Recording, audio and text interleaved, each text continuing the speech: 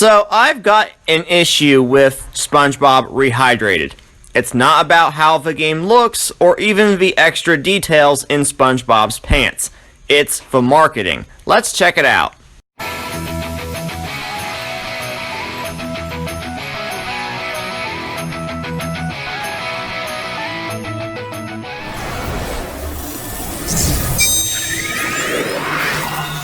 How is it going, everyone? Blueknight here, and welcome back to yet another SpongeBob Rehydrated video. Now, as you likely seen in the intro and thumbnail, there just seems to be an overall lack in both marketing and news on the game overall. Let me put it into perspective. The game was announced back in June of this year. 2 months later, at Gamescom 2019, in August, we got demo gameplay. Then, 2 months ago, in October, we got new screenshots, concept art, and the collector's edition reveals.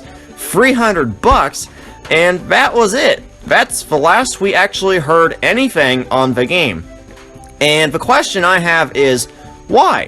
Why is there so little marketing to what is not only a remake of sorts of what's considered the best SpongeBob game among the fanbase, but also SpongeBob's grand return to the world of gaming in general? Now, this could be for a number of reasons, like it's not very far in development, or we'll see more closer to release, and I understand all this, as these are all valid points.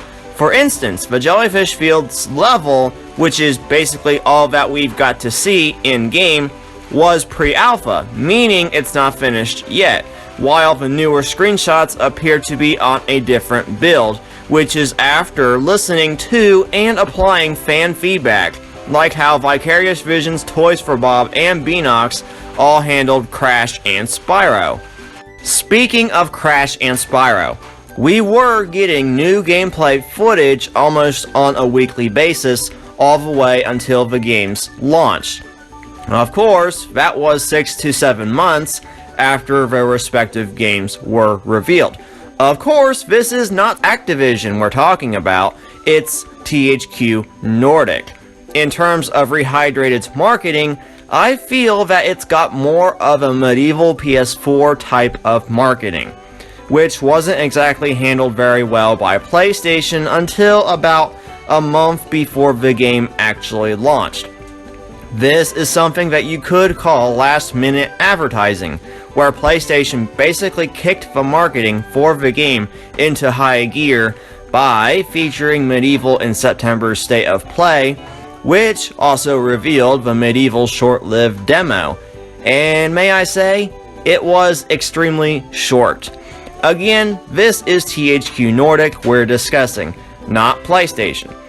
SpongeBob Rehydrated is set to release sometime in 2020, which gives the game plenty of time to have plenty of marketing. And wait, wasn't THQ Nordic working on 2 remakes, both set to release next year? One is SpongeBob, while the other is Destroy All Humans. Okay, so this game was announced at basically the same time SpongeBob was. Only difference is that it actually has an estimated release window rather than just the year itself. It'll release between the first and second quarter of 2020, which is January to June. That's roughly 6 months to do any marketing from the game from right now, which is December. To my knowledge, this game hasn't had any marketing since Gamescom back in August. Yet, it's planned to release on PS4, PC, Xbox One, and Google Stadia. Really? There we go. Much better.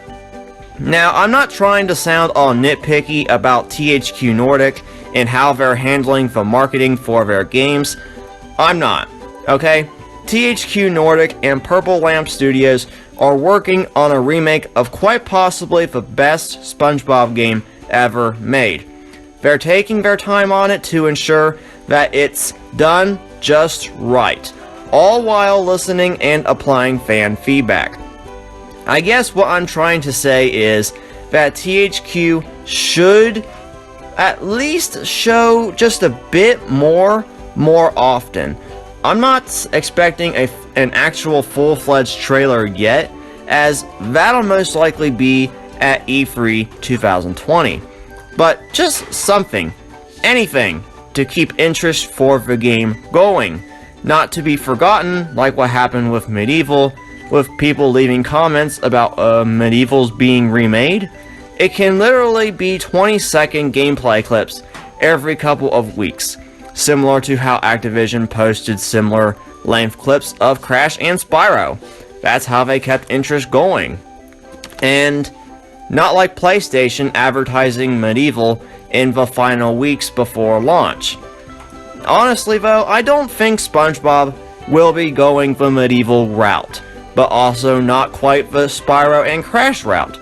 But we'll certainly see a lot more much closer to release. That is 100% certain. Anyways guys, these are just my thoughts on Rehydrated's marketing. And what are yours? Be sure to let me know in the comment section below, and be sure to stay tuned to the channel for the latest SpongeBob Rehydrated news and reveals. Once again, thank you all so much for watching and supporting the channel. I've been Blueknight, and I'll see you guys back here next time. Goodbye.